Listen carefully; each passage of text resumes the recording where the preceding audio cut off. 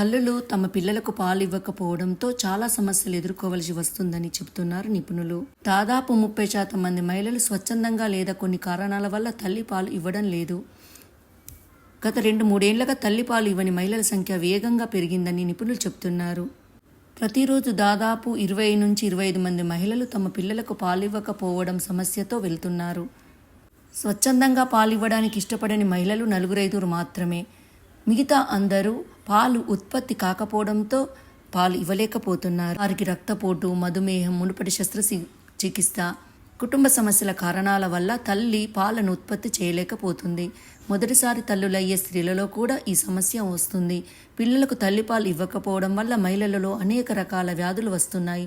వాటిలో రొమ్ము క్యాన్సర్, అండాశయ క్యాన్సర్, ఊబకాయం, టైప్ 2, మధుమేహం, గుండె జబ్బులు ఉండవచ్చు. తల్లిపాలు ఇవ్వడం వల్ల అనేక ప్రయోజనాలున్నాయి.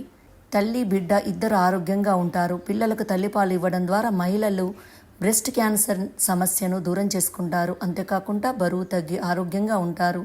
తల్లిపాలు బిడ్డను ఆరోగ్యంగా ఉంచుతాయి. ఏ రకమైన ఇన్ఫెక్షన్ అయినా నివారిస్తుంది. కాలేయ సమస్య ఉండదు. విరోచనాలు నివారించవచ్చు. కాబట్టి ప్రసవానికి 3 నెలల ముందే తల్లి పాలివ్వడాన్ని గురించి మహిళలకు అవగాహన కల్పించాలి. తల్లి పాలివ్వడంలో కుటుంబ సభ్యులు స్త్రీకి మద్దతు ఇవ్వాలి. పాలిచ్చే విధానం అంటే కొత్తగా కాన్పు అయ్యేవారికి పాలిచ్చే విధానాన్ని కూడా నేర్పించాలి. Thank you.